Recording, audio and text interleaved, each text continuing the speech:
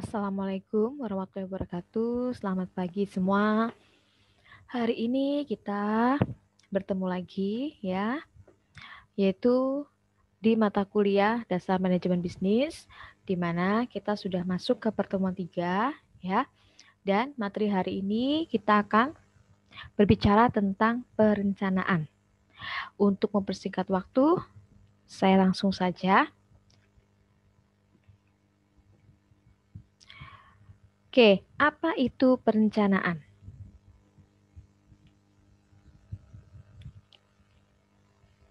Menurut Robbins dan Coulter, perencanaan ini adalah sebuah proses yang dimulai dari penetapan tujuan organisasi, kemudian menentukan strategi untuk pencapaian tujuan tersebut, serta merumuskan sistem perencanaan untuk mengintegrasikan dan mengkoordinasikannya hingga tercapai tujuan organisasi.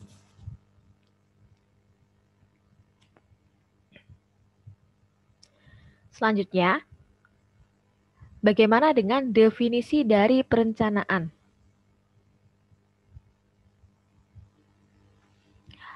Perencanaan di sini harus dapat menjawab beberapa pertanyaan berikut.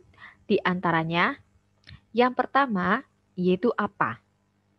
Apa di sini merumuskan mengenai apa yang menjadi tujuan atau target yang ingin dicapai oleh organisasi atau perusahaan. Kemudian yang kedua yaitu siapa. Nah, untuk siapa ini merumuskan personil yang bertanggung jawab atas pencapaian target dan sasaran organisasi. Yang ketiga adalah kapan. Kapan sendiri ini merumuskan mengenai jangka waktu atau kapan kegiatan atau program ini harus dilaksanakan. Kemudian yang keempat, yaitu bagaimana. Bagaimana di sini merumuskan mengenai strategi atau cara dan prosedur bagaimana kegiatan itu dilaksanakan dengan cara yang efektif dan efisien. Kemudian yang kelima, ada mengapa. Di sini merumuskan alasan-alasan yang melatar belakangi mengapa kegiatan atau program itu dilaksanakan atau untuk apa kegiatan itu dilaksanakan. Dan yang keenam adalah sumber daya pendukung. Untuk hal ini merumuskan sumber daya apa saja yang diperlukan supaya kegiatan-kegiatan pencapaian tujuan dapat berjalan dengan sebagaimana mestinya. Jadi ini adalah 6 hal ya yang harus dapat dijawab ya mengenai definisi dari perencanaan. Kemudian, apa pentingnya perencanaan itu sendiri? Yang pertama, ya, perencanaan itu berguna untuk individu, kelompok, organisasi yang memiliki tujuan. Yang kedua, yaitu tujuan membutuhkan proses berkelanjutan. Yang ketiga, yaitu sukses atau berhasil tidaknya tujuan itu tergantung pada langkah awal. Kemudian yang keempat, langkah awal itu sama dengan perencanaan. Dan yang kelima, bahwa perencanaan yang baik itu sama dengan setengah dari keberhasilan. Ya, jadi ada 5 hal ya, kenapa perencanaan itu penting.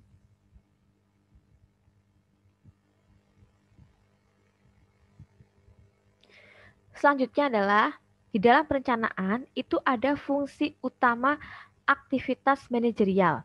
Nah, meliputi apa saja? Yang pertama, itu mendefinisikan sasaran organisasi. Kemudian yang kedua, yaitu menetapkan strategi menyeluruh untuk mencapai sasaran. Dan yang ketiga, yaitu menyusun serangkaian rencana yang menyeluruh untuk mengintegrasikan dan mengkoordinasikan pekerjaan organisasi.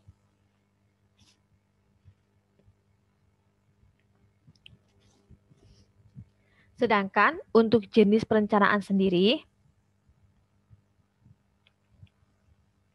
yang pertama yaitu ada informal, di mana meliputi tidak tertulis, ya, kemudian fokus terhadap jangka pendek, dan lebih spesifik pada unit organisasi. Sedangkan yang kedua, ini ada jenis formal.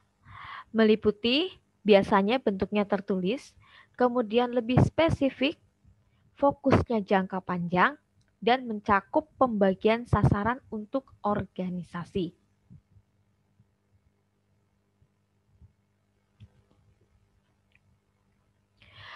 Maksud dari perencanaan sendiri ada beberapa. Yang pertama, perencanaan itu akan memberikan arah.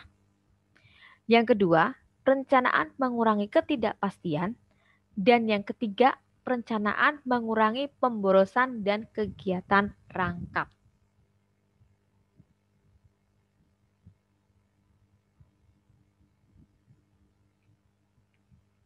Sedangkan yang keempat, yaitu menjadi standar yang digunakan di dalam pengendalian.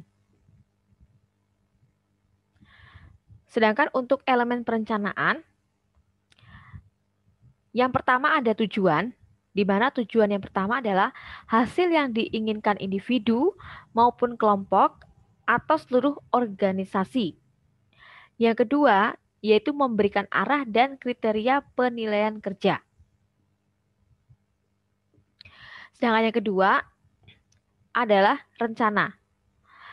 Rencana ini meliputi dokumen yang menentukan kerangka bagaimana tujuan itu akan terpenuhi dan biasanya meliputi alokasi sumber daya, jadwal, dan tindakan lain yang diperlukan untuk mencapai tujuan tersebut.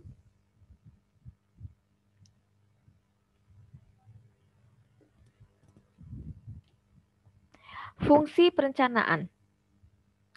Fungsi perencanaan ada beberapa. Yang pertama, yaitu sebagai pengarah, ya. Sebagai pengarah di sini adalah supaya lebih terkoordinasi. Kemudian, yang kedua itu sebagai minimalisasi ketidakpastian, di mana perubahan kondisi itu mengharuskan antisipasi lebih dini dari organisasi atau perusahaan. Kemudian yang ketiga, yaitu sebagai minimalisasi pemborosan sumber daya. Hal ini berkaitan dengan jumlah, kemudian cara penggunaan, dan untuk apa saja sumber daya itu digunakan. Kemudian yang keempat, yaitu sebagai penetapan standar di dalam pengawasan kualitas, di mana evaluasi terhadap proses pelaksanaan pencapaian tujuan itu nantinya akan disesuaikan dengan perencanaan penetapan standar. Ya, ini adalah 4 fungsi dari perencanaan. Selanjutnya adalah karakteristik perencanaan. Perencanaan, ya, karakteristiknya ada 3 di sini. Pengorganisasian, kemudian ada pengarahan, dan juga pengendalian. Di mana ketiganya ini akan menyatu menjadi satu tujuan. Sedangkan untuk syarat perencanaan, yang pertama adalah faktual. Maksudnya adalah sesuai dengan fakta. Kemudian yang kedua, ada logis dan rasional, yaitu dapat diterima oleh akal sehat. Kemudian yang ketiga, yaitu ada fleksibel.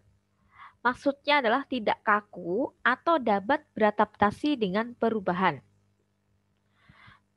Dan yang keempat, ada komitmen. Yang dimaksud di sini adalah seluruh anggota organisasi itu harus berupaya mewujudkan tujuan organisasi dengan penuh komitmen. Dan yang kelima adalah komprehensif, yaitu bersifat menyeluruh dan mengakomodasi aspek-aspek yang terkait langsung atau tidak langsung terhadap organisasi atau perubahan. Selanjutnya ada proses perencanaan, di mana proses ini ada 6. Yang pertama yaitu menyatakan tujuan organisasi. Kemudian yang kedua yaitu menyusun alternatif cara mencapai tujuan. Yang ketiga, ada menyusun asumsi untuk setiap alternatif. Yang keempat, yaitu memilih alternatif yang terbaik. Yang kelima, menyusun rencana untuk alternatif terpilih. Dan yang keenam adalah mengubah rencana menjadi tindakan.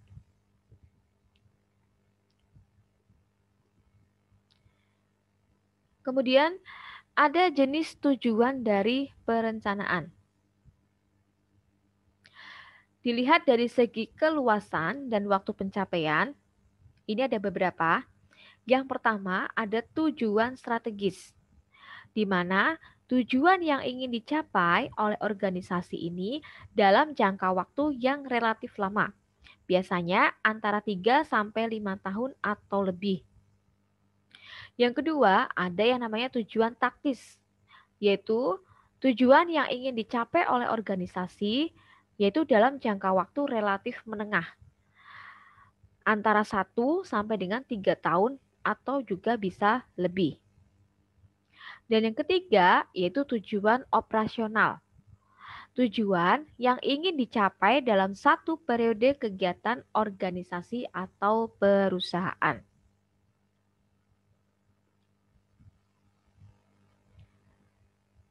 Sedangkan untuk jenis rencana, dilihat dari segi keluasan dan waktu pencapaian, ini juga ada 3. Yang pertama ada rencana strategis, yaitu rencana yang akan dijalankan organisasi dalam rangka pencapaian tujuan organisasi. Kemudian, yang kedua ada rencana taktis, yaitu rencana yang akan dijalankan organisasi untuk mencapai tujuan jangka menengah dan sebagai dorongan tercapainya tujuan jangka panjang. Dan yang ketiga, yaitu rencana operasional. Rencana yang akan dijalankan organisasi untuk mencapai tujuan jangka pendek dan juga sebagai dorongan tercapainya tujuan jangka menengah.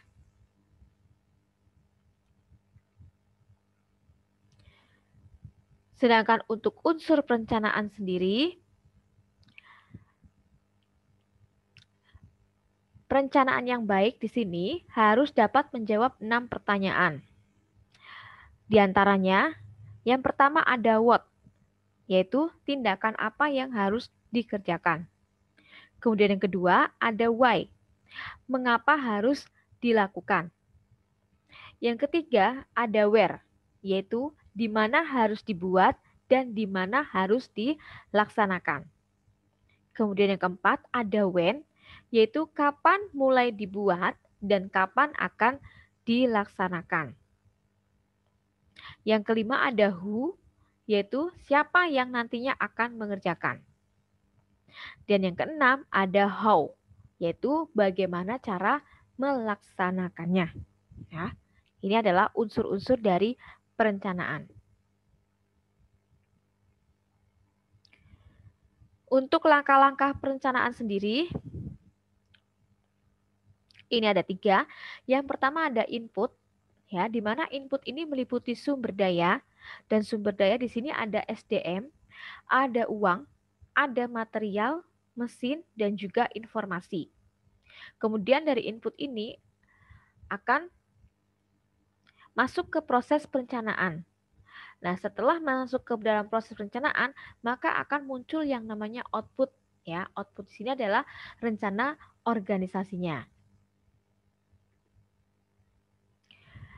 Nah, untuk kesulitan di dalam membuat perencanaan sendiri, ini yang pertama adalah biasanya manajer itu kurang cakap, baik dari segi pengetahuan, keterampilan, dan juga pengalaman. Ya, kemudian kurang teliti, kurang perhitungan, serta tidak cakap untuk memandang jauh ke depan. Yang kedua, yaitu tidak cukup mendapatkan wewenang. Jika ada, batas wewenangnya ini tidak jelas, sehingga menimbulkan yang namanya keraguan-raguan bagi perencana di dalam melakukan tugas pekerjaannya. Dan yang ketiga adalah tidak ada dukungan atau moral support dari para peserta organisasi ataupun masyarakat. Sedangkan syarat untuk melakukan proses perencanaan, di sini para manajer itu harus mampu memiliki 4 kualifikasi primer di dalam melakukan proses perencanaan. Nah, ini meliputi yang pertama, yaitu harus memiliki pengalaman yang memadai di dalam satu organisasi. Yang kedua, yaitu harus mampu memiliki pandangan menyeluruh terhadap organisasi. Yang ketiga, harus memiliki pengetahuan dan ketertarikan atau minat pada tren sosial politik, kemudian juga ekonomi, di mana bisa mempengaruhi masa depan organisasi. Dan yang keempat, yaitu harus mampu bekerja sama dengan orang lain.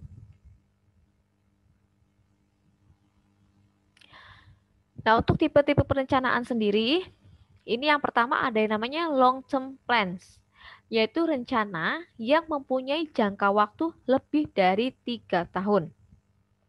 Yang kedua, ada short term plan, yaitu rencana yang mempunyai jangka waktu kurang dari 1 tahun.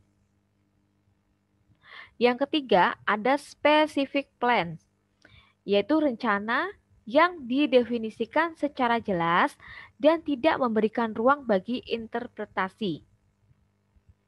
Kemudian yang keempat, ada directional plans, yaitu rencana fleksibel yang menentukan panduan umum, memberikan fokus, tetapi tidak membatasi manajer pada tujuan spesifik. Yang kelima, yaitu ada single use plan, yaitu rencana yang digunakan satu kali yang ditujukan khusus untuk memenuhi kebutuhan dalam situasi yang unik. Dan yang keenam, yaitu ada yang namanya standing plans, yaitu rencana yang terus berjalan yang memandu aktivitas yang dilakukan berulang kali. Nah, untuk penetapan tujuan dan pengembangan rencana, ini ada 3. Yang pertama ada penetapan tujuan tradisional.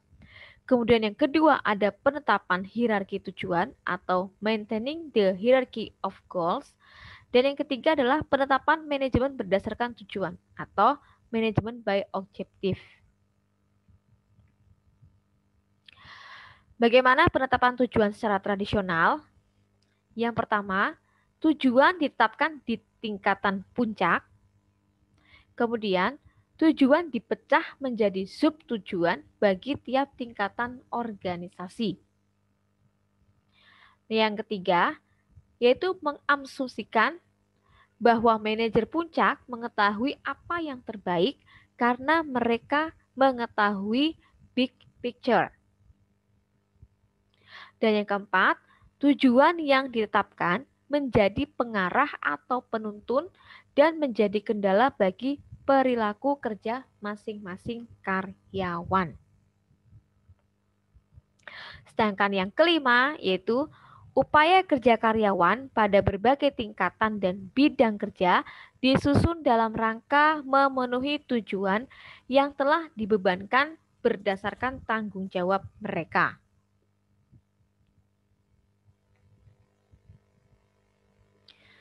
Sedangkan untuk penetapan hierarki tujuan, ini ada 2, yaitu jaringan tujuan, jaringan tujuan terpadu yang mana mencapai tujuan pada satu tingkatan menjadi sarana untuk mencapai tujuan atau hasil pada tingkatan selanjutnya. Ya, dan yang kedua adalah pencapaian tingkatan yang lebih rendah itu akan menjadi sasaran untuk mencapai tujuan akhir pada tingkat berikutnya yang lebih tinggi. Sedangkan manajemen by objective ini, yang pertama adalah sasaran kinerja yang rinci ini ditentukan bersama-sama antara manajer dan bawahannya. Kemudian yang kedua, kemajuan ke arah pencapaian sasaran ini akan dikaji secara berkala. Dan yang ketiga, bahwa imbalan ini dibagi-bagikan berdasarkan kemajuan. Dan elemen kunci dari MBO sendiri, bahwa sasaran yang terperinci, pengambilan keputusan yang melibatkan partisipasi, periode waktunya jelas, dan umpan balik kinerja. Nah, ini kalau berdasarkan manajemen by objektif.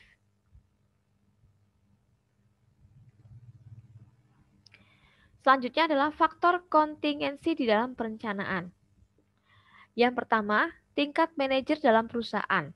Nah, ini ada dua, yaitu rencana strategis dan rencana operasional. Untuk rencana strategis, ini biasanya pada tingkat yang lebih tinggi, sedangkan rencana operasional ini biasanya pada tingkat yang lebih rendah. Yang kedua, yaitu derajat ketidakpastian lingkungan, di mana ada dua yang mempengaruhi, yaitu lingkungan stabil dan dinamis. Untuk stabil, ini biasanya lebih ke rencana spesifik, sedangkan pada lingkungan dinamis, ini lebih ke spesifik tetapi fleksibel. Dan faktor yang ketiga, yaitu kerangka waktu rencana, di mana di sini ada yang namanya konsep komitmen, yaitu rencana harus ditarik sejauh mungkin untuk memenuhi komitmen yang dibuat pada saat rencana itu dikembangkan. Selanjutnya adalah masalah kontemporer dalam perencanaan.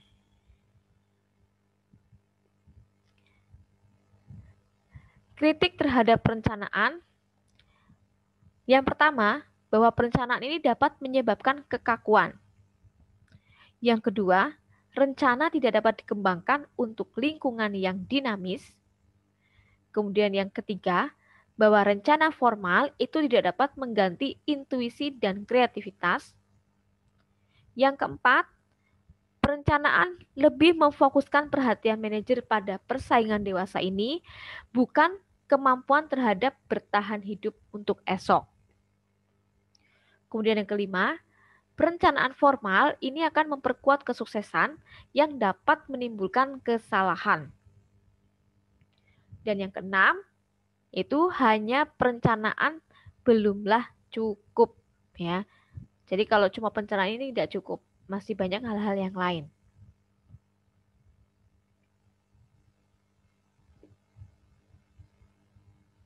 Sedangkan perencanaan yang efektif dalam lingkungan dinamis itu ada beberapa. Yang pertama adalah mengembangkan rencana yang spesifik tetapi fleksibel. Kemudian yang kedua, yaitu memahami bahwa perencanaan adalah proses yang terus-menerus. Kemudian yang ketiga, mengubah rencana saat diperlukan. Yang keempat, persistensi dalam perencanaan. Dan yang kelima, yaitu membuat hierarki organisasi menjadi lebih datar, itu akan membantu perencanaan lebih efektif.